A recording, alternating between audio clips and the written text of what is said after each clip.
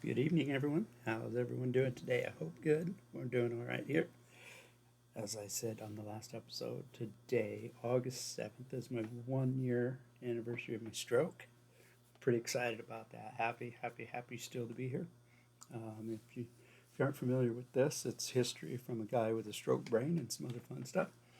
Today, I think mostly going to talk about the 1 year deal of my stroke. I mean, it's a big deal. I made it so far. Still a lot of struggle. Not going to deny it. I am doing pretty good. I mean, I'm still nowhere near what I was ever before. And that's just the reality. It's a whole new life. Just have to adapt to it. Keep moving forward. Um, it was 100 degrees again today. It's freaking hot and smoky with all the wildfires and everything. A little different than the last time. A year ago, it was beautiful. Well, this time I was in the hospital, the emergency room, getting work done, and they saved my life. So I can't say enough thanks to all those people, and then of course all of my rehab people that I'm still dealing with some of those too. So I really appreciate it. It's been a long road. It's going to be a lifetime effort. Um, that's just the way it is at this point. I'm trying to get better, trying to get out a little more, which is still difficult. I try, but it doesn't always work. I try to get out a little bit, but I don't know for some of you. I also take care of my 90-year-old mother, which is interesting in itself. We talked a little bit about her stuff when I very first started, mostly about Dad's history. But my mom she's a feisty little German woman. She's 90, but 5'2", white hair, pretty fun. We used to go on trips before I had my stroke, and we'd call it adventures with Mom. If you look through one of my other social media accounts, you could see some of the pictures and some of the adventures we had. It was fun. We had a good time. But so between her and my stroke, we've been doing pretty good. I mean, as good as can be. It's really smoky out. I mean, horrible smoke. We got that fire, what they call the Tartar fire, was come within about a mile of us or so. I mean, it was pretty close. And it's burned a lot. Last count I saw was like 157,000 acres or something. So, and of course, you got people out there that want to stir up crap. They don't want firefighters doing anything. So, to heck with them, let it burn if they don't want it. That's the way I look at it. They're out there trying to help you save your property and your whatever you got there. So, if you don't like it, then let it burn. That's the way I see it. There's no need for that. People are risking their lives out there every day trying to save property for people. And if you're ungrateful because you think feeding your cattle is better than your life, then I'm sorry, you have everything backwards. Yeah, I understand it may be part of your livelihood. They're like family sometimes, but a lot of the guys out in that area, they're not that way. They don't, yeah, we're not going to go any deeper on that, but to heck with them. They don't want it. To heck with them. They don't like the government anyway. They're those kind of people that they'll take all the government assistance now and all the freeloading now that they've had a fire, but they don't want anybody else to have anything if they're down on their luck. So to heck with them. Let it burn. That's the way I look at it. Most of it's just cheat grass out there and some sagebrush. So to heck with them. I don't have much sympathy for people like that. You want to rail against everybody getting stuff, and then when something happens out there, you're the first ones in line for a handout. So even yeah, you don't need them. Don't deal with them. Just the heck with them. So, anyways, yeah, and if you're told to evacuate, you should probably evacuate because that fire was moving so fast. That's ridiculous. Get your butts out of the way. Don't put these other people in danger because you want to be some kind of hero for your own land. It's not that. Things are replaceable. People aren't. So I found that out in my short little 60-year lifespan. Yeah, I turned 60 in June, and now I've had my 1 year stroke anniversary. So Yeah, I've learned a little bit about being happy just to be here. Things are just things. Yes, they're fun and exciting, and some things hold a history and value. But for the most part, they're just things. You can't replace a life. Once that's gone, it's gone. So get the heck out of the way, people. Anyways, yeah, pretty exciting. Pretty exciting. Uh, what do we got today? Not much history, but I kind of beef up a little bit on what started out about moms and my history, our family histories with dad, and we have a lot of history on his side, and not quite as much on mom's. We can get, excuse me, I made it back into the 1840s, 18 teens and 11s, 10s. Um, and that's just because she had some of those records on file. She is from Germany. Record keeping is a little different, especially after the Nazi era, which is when she grew up through World War II. She was born in 1936, so she was 9 years old at the end of the war. She saw some pretty ugly things, but that's the way it goes. She has some pretty good stories. My grandfather was in the German army. Unfortunately, he did not. From all she has said, he didn't really want to be in that, but he didn't have much choice. So, sometimes you get drafted and you just have to go or be killed. So that's kind of the way it was. Anyway, one of the stories from her was he had been out with my grandma. Oma and Opa were out celebrating, and some German officers got up and were starting to sing songs praising Hitler and things like this. And he did not stand up to sing. And so they were going to kill him, but somebody had stepped in. Not quite clear if it was just somebody there, if it was somebody high up in like town or what. But somebody stepped in and they saved his life. He didn't get taken out and shot, but he did get shipped out to the east, to the Russian front. So he was up there. Got some pretty bad stuff. He was a medic, from what Mom said. Um, he had been gut shot. He had been captured by the Russians. He had been gut shot. He escaped the Russians across the Black Sea up there, and then was caught by the Americans too. We have his discharge papers from that. Allegedly, he had allegedly, we're not sure. He had forged paperwork to get out of that, as he was a carpenter in real life and not a medic like he was in the military. And so he had been building buildings and all kinds of stuff for the Americans, and ended up with working in some of the places where paperwork was available, and he was able to forge his stuff and get out. How true this is, I'm not sure. It's hard to, we can't, I can't corroborate it, but it's a great story. It's a fun family story, you know. Um,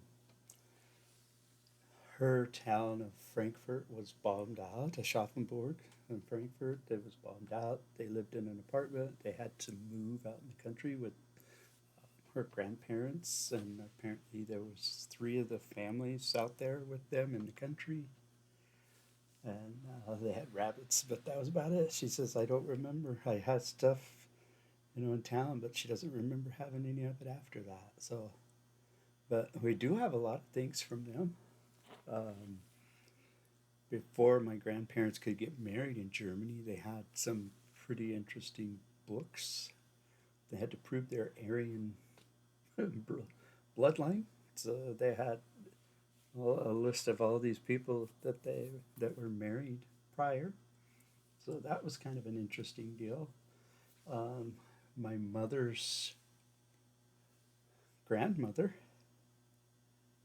I believe it was, or my grandfather's mother, my great grandmother, they had seven children. That was my grandfather's side, seven children. And with Hitler, that was a big thing. They would give you for 5, 6, 7 children, you would get a certain what they call a mother's cross, and we have those with the Nazi. It's all pretty interesting. We have coins. I mean, there's a pretty big history behind our family. Some interesting stuff. So she's she's a fun lady. She's a handful. Let's put it that way.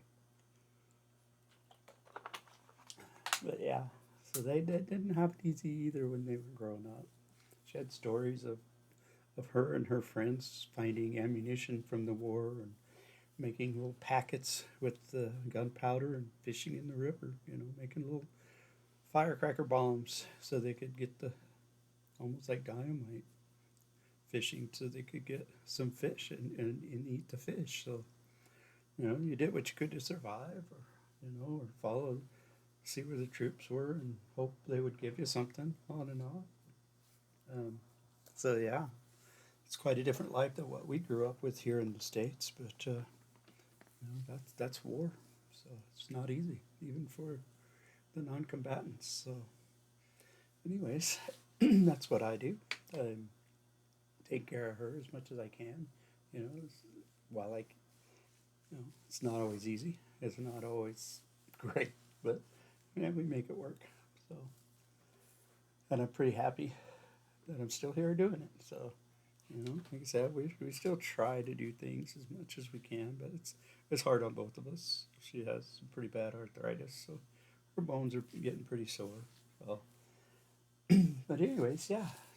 I hope you enjoyed the last history stuff. I kind of went off with the Native American history, and I'm very involved. I mean, I'm very much in tune to that for some reason. I just love that history. Our family has no connection at all. There's there's no blood. We're not related to any Native Americans anywhere. We are straight European. Dad is from England and mom is from Germany, and there was nothing else in between. So that's what we got.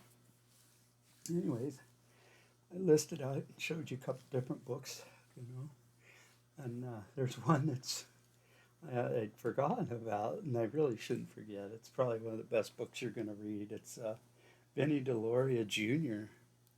Custer Died for Your Sins. Great book. Great book. Um, People may think I'm a little crazy or I'm bashing on the United States history, and I'm not. I want people to have a more complete history. So we have good and bad, and there's nothing wrong with teaching how we really came about. It was pretty rough. Some of the stuff I found in my research from John Smith back then, you know, they were chasing after the Native Americans back then. The Indians had them in the river. There was women and children. They were bashing in babies' heads, shooting them, drowning them. I mean, I guess should have put a caution on the beginning of this. But history is that way. It's tragic. It can be great and it can be tragic at the same time. That's just the way history works.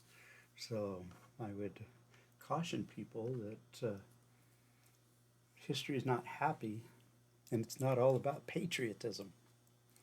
Because if that's your history, that's not history. That's something different. That's a nationalist approach to history where they want you to believe only one thing when there's more than one thing to believe and understand. And like I said, there's many truths to history.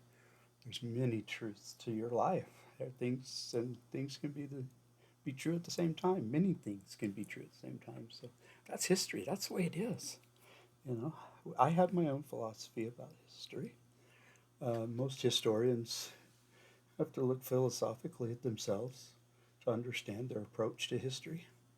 Um, Mine is, some people would call it activist history. It's just, I'm trying to be more in tune with what's going on and try to learn from the past mistakes. I mean, we can learn from history, good and bad. You know, it's not that difficult. It's just, are we willing to do that? Because I think you have a better country if you look at all the bad and examine it and wonder and ask, how did that happen? Why did that happen?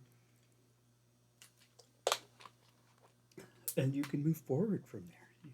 You'll feel history much deeper. You'll understand it much deeper because there's so many people involved in every aspect of it that we can't write everything down, but we can certainly try to get as many voices in there as possible. And right now, we're missing a lot of voices in our United States history, and it's been that way for a long time. Since the beginning, they've always framed it certain ways. Famous people, famous dates, famous locations. So, and there's much more to it than that. There's much more to it than that. You have all the little people under, you have the women, the children, you have the regular workers out there, not the millionaires, not the great corporations of the past, the robber barons and things like this.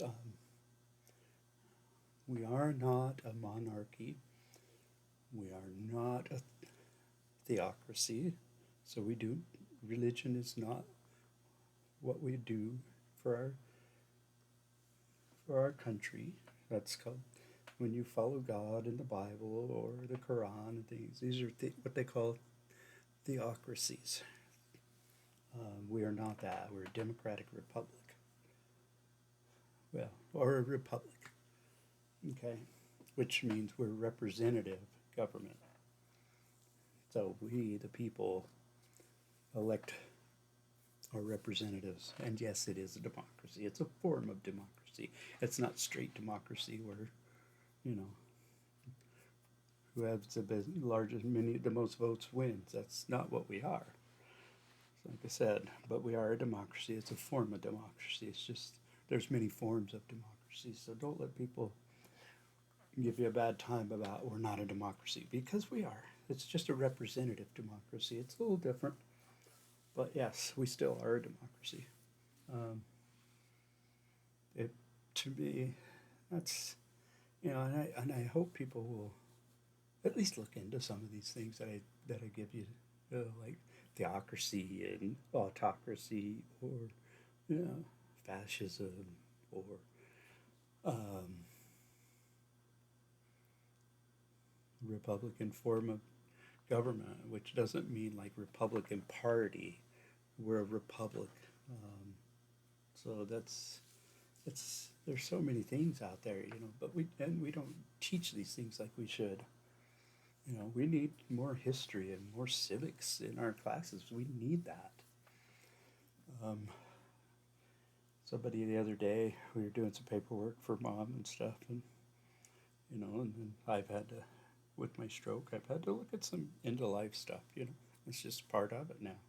It's scary. It's a little frightening. You don't think about that as a younger person. I felt I was always younger, so I had to look at these things. So that's another thing. History's crazy, but the end of life thing, you don't think about it. It's I've thought about it. I'm not afraid to die. That's nothing. I've said that for a long time. I'm afraid to leave people behind more than I am of dying. I would miss a lot of people, my family mostly, um, but that's the way it is. And then history ties into all of this, with all the stories. I want them to keep being passed on. So I have written down a bunch of it. I have stories from mom. I have stories from dad. I have um, a bunch of the genealogy, as much as dad put together, and as much as I could add on to it. So it's a lot of fun. Yeah. But yeah, we don't think about these things. It's all history. Your life is about history. Think about what you've lived through. All the different things. Some of us are young. Some of us are real young. Some of us are older. So I grew up before the computer and cell phone started. So I was used to a telephone tied to the wall. You know, I didn't think about computers. First computer I saw was 1982, 1983. My oldest brother had brought a Commodore 64 by the house one time. And first computer I saw. That was not a thing. We were into video games mostly. Those were becoming popular in the 80s, 70s, 80s. And that's what we did. So, yeah, but it's all history. You know, I grew up at a time when Nixon resigned from office, 1973. You know, the Vietnam War was ending. So, you know, I lived through 9/11. You know, lots of things like that. So each of us goes through a historical moment in time, or historical moments. You know, there's a lot going on. So think about that. You know, it's a circle of life. It's not a linear. It's not a straight line. Things go up and down and backwards and forwards. And you know, we had the Voting Rights Act. This week was the anniversary of that. But look, they've just about gotten rid of the Voting Rights Act. The way things have gone now, we're not in a good place. I don't think in our country. We need to do better. We need more people. We need young people to get involved, and don't listen to the lies out there. You know, if it sounds goofy, you probably ought to check into it. I mean, what we're hearing, some of this stuff is just crazy. It's nonsense. Okay, nonsense. Um, said there's there's ways to find good answers. You know, I'm sorry, but the Republican Party has they're not no longer what I would call a Republican Party. They're tending towards fascism, and that's just the doggone truth. Look at what they're doing. They're letting people get thrown in jail without due process.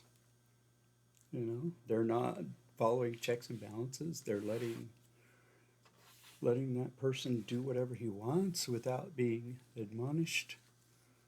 The courts are trying, but you know, it's not good. They've taken away rights of women. Women are no longer first class citizens. Women are second class citizens according to them with what they've done. You're there's a lot going on, and for all you young people, I hope you wake up soon. You know that person getting a welfare check is not what's taking your money. It's the big corporations. They just had the quarterlies out for the big gas companies, Exxon Mobil, and all these guys. Look it up.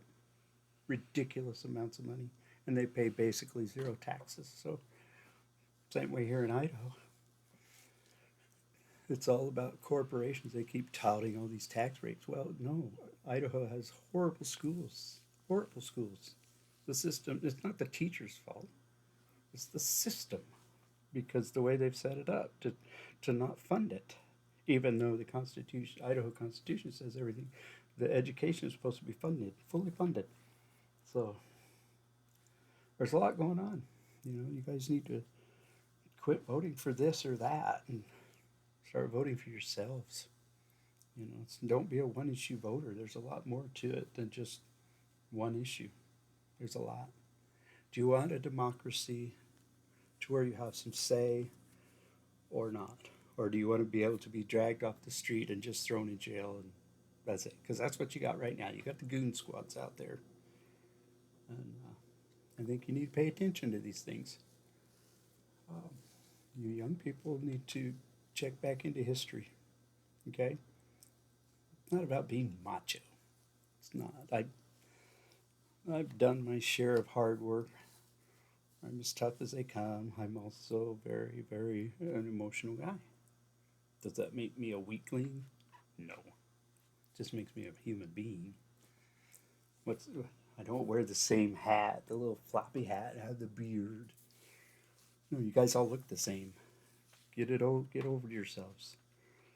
You know, you think you're macho because you got to push everybody around and be bullies and you know bully your women and half of you claim to be Christians and you're not even close to being a Christian. So I'm tired of the fake Christians that want to talk about everybody else behind their back, but they're doing the same things right now. You know, they're just letting things go. I mean, they're protecting pedophiles right now. So get over yourselves. Get busy. Life is way too short. You know, I'm hoping my grandkids will have a better life, but I'm not seeing that right now. You know, you're going to lose your lands to big corporations. You're about to run out of water. Um, your water's getting dirty. You can't eat the food right now because they've deregulated everything. All the regulations that were in place kept you safe, where you could have faith in your food that you ate. Now, look at it. You can't. Study your history. Rich people in charge of the government never works, never has, never will. You need to be normal people, or at least listen to the normal people out there, which is hard to do because there's not very many normal people left. Just regular folks. You know, get over yourselves. You don't have to be some macho jackass. Okay? You don't. Be kind. That's what I see all you Trump support. Be kind. Be kind. I see the signs everywhere, but you guys aren't. You're not kind. All right? That woman in line to get a loaf of bread or some diapers, she's not causing you trouble. She's not the problem. That black or brown person or color, whoever, you know, whatever skin color, they're out there pouring the concrete, framing your house, building your fences, cleaning your laundry, making your beds at the hotels. I mean, all these things. They're not the trouble. They're not the problem. It's the rich people.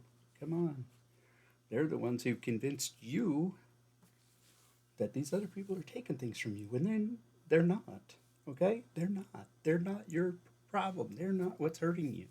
You've just been convinced, or you have the leanings of racism. Okay? Bigotry. You know? That gay person out there, they're not hurting you, are they? Are they? Are they really? I didn't think so. So, anyway, live and let live. I thought that was, you know, something we're supposed to do. Help thy neighbor, you know, do all that good stuff. Isn't that what we're supposed to do? Seeing life a little differently after 1 year almost dying. So it's pretty scary out there. You know, life is scary. I'm not afraid to die, but, you know, if I go, I want to be able to think that I've at least tried to influence and get people to understand what's going on and understand how important history is, because it is. And people with brain injuries like myself, you may not see it as much, but boy, let me tell you, it's rough. And I think that's the hardest lesson about this whole history thing. I have, it's been hard. Everything I've ever used to do is hard. I love my history. I love talking about it. Um, but I also have struggles. It takes a lot out of me to do this. I love doing it, but it's hard. My brain doesn't function the way I want it to. Um, I have a lot of troubles. You can see I'm kind of everywhere with my eyes and my head, and that's too also because I'm on a lot of medication just to be here, and I'm happy for it. I'm glad for science. All you anti-science people out there, get over yourselves. Science is amazing. Get over yourselves. All right, I'll be your huckleberry. We'll talk about science. You better buckle up, Buttercup. We'll talk vaccines. We'll talk all of it if you want. But get over yourselves. You ain't special.